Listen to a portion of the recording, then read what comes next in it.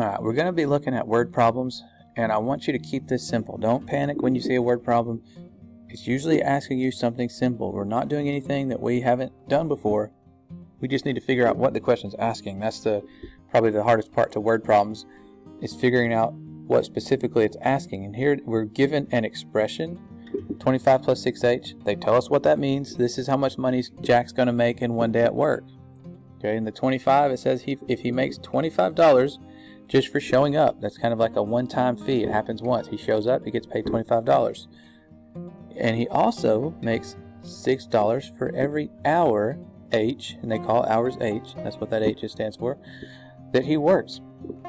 How much does Jack make if he works 4 hours? So all they're really asking me to do is plug in a number. This is a real simple expression to work out here.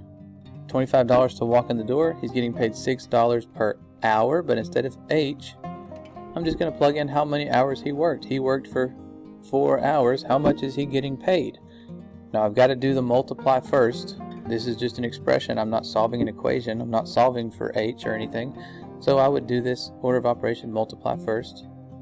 So I've got 24 plus the 25 that he makes just for showing up. So in 4 hours he made $49. I just had to plug in a 4 into that expression to figure out how much he would make. And I could plug any number in and figure out how much he'd make after working any amount of hours. They just wanted to know how much does he make if he works 4 hours. I just plug that number in. Alright, now you're going to see these kind of problems a lot, and these are the kind of problems you're going to see on the test, and the homework has almost identical problems to this, just different scenarios. But a common thing to see is a fee. Okay, when you see the word fee, that's something that is going to usually be your constant. It happens one time. It's a one-time fee, like setting up a cell phone. If you were to go to T-Mobile and set up a phone, they charge an activation fee. And here they say there's a $90 activation fee. And then of course you're going to have your monthly payments, and they say that the monthly payments are $15, but if it's recurring, it's going to be next to a variable. So I have a month, $15 per month. Now this is just an expression. M could be any amount of months. They say if you kept the phone for 20 months, how much would you pay total? Well, just like in that last example, months, M, they want to know 20 months. So we're being specific. I've got $90 startup fee plus $15 for every month for 20 months. Alright, so I need to just plug those numbers in and work this out real quick. So 15 times 20 would be $300, plus, don't forget about the $90 activation fee that you were charged. So 300 plus 90 is $390. That's how much you would pay in 20 months. Alright, so here we have another word problem, and it looks really confusing because there's a lot of information given here, but all it's really asking me to do in this equation is solve for C. Now usually we give you an equation like this and we say solve for C. That's what this word problem is asking, but you start reading it, a lot of people get kind of bogged down by what it's telling us, because it says Casey bought 6 boxes of assorted crackers to share. Each box had peanut butter crackers and cheese crackers. Altogether, Casey had 48 packs of crackers, and 18 are peanut butter, so that's what this 18 represents. In the equation, it says the equation below can be used to find C, the number of packs of cheese crackers in each box that Casey bought. So if we solve for C, we're going to know exactly how many. They say how many cheese crackers. Well, that's what C stands for in this equation. So what I'm going to do is just solve for C. This is a basic two-step equation where I have 18 plus 6C equals 48. I just have to solve for C. This is a two-step equation, and if I understood that that's what this equation was asking, this is going to be a real easy test question. Alright, so order of operation when I'm solving equations is in reverse. So I'd get rid of the plus 18 first, and then I would take care of everything else. So I got down now the 6C, I have not dealt with that yet. Just bring it down. And I'm going to divide by 6 to get rid of that 6 times C. So here, my answer would be C equals 5. Alright, so solving an equation is all I was essentially doing there, but instead of just saying solve the equation, they were giving us information that related to the equation. They were telling us what it meant, but they weren't telling us that, that entire paragraph wasn't giving us more steps to do or anything like that. They're just telling you what it is, and down here, how many cheese crackers, solve for C. So keep it simple. A lot of times it is really simple, basic equation solving that we're being asked to do. Alright, now this would be a really good example of a test question. If you're looking for help on the test that's coming up, you're going to see this example a lot. Now this is a problem where somebody has a specific amount of money and they're spending a certain amount of money on an item. Here the expression 80 minus 250B represents the amount of money Claire has left after buying B Barbie dolls. So we know just in context that B, that it stands for Barbie dolls. Use this information to answer the questions. Well, they don't tell us exactly what the 80 and the 250 mean, but by understanding that somebody has money and they're spending it, right? That's why we have this 80, and they're taking away. When you spend money, you're losing money. She's losing $2.50 for every Barbie doll, every B. That's what this expression represents. Well, they say, what does 80 represent? Well, knowing that she's losing, they're taking away from $80. Well, when you go to buy something, you have to have money. So $80 would be the money that she started with, okay, or that she has on her when she walks in. And that is a really good example of a test question. You want to keep this in your notes. That's how much money she started with. And then they say 250. What does that mean? And it's kind of common sense. If you know that 250 is right next to Barbie dolls, every time she buys one, she's losing that much money per Barbie doll. Obviously, 250 would just be the cost of the Barbie doll, however much she's paying every single time she buys one.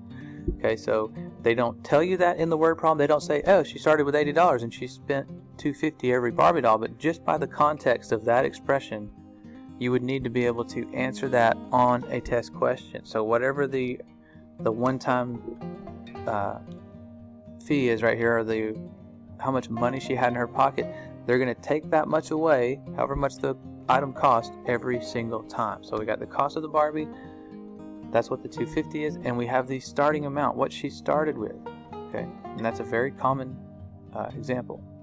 All right, this example's just about identical to the other one, but there's a different starting amount, and we need to understand that we're talking about how much money he has left after buying something. Well, 50 is what he started with, so 50 is the starting amount. They're taking away $1.75 for every single candy bar. All right, so that tells me that if you're losing $1.75 every time you purchase a candy bar, that's the cost of the candy bars. And this would be basically how much money Juan started with. All right, so that's the initial amount that Juan has, and the cost is $1.75. So basic equation here, just like last time, but you may be asked to do something with that. So they say how much after he bought 15 candy bars. Well, if I'm using that equation, he started with $50. He was losing $1.75 for every single candy bar. Well, candy bars was C. I would just plug that in, 15. 15 times $1.75. That's how much he's spending. He's spending $1.75 15 times. So I could multiply those and just subtract it from 50. All right, and that's how I would just use that information, plug it in to answer that question. Alright, now also we're going to be given some equations that we have to actually do some kind of figuring out to figure out how is this equation going to look, because they don't give us an equation here, but they do give us some information about something. Now every time you have an equation, something to solve, there's going to be an unknown.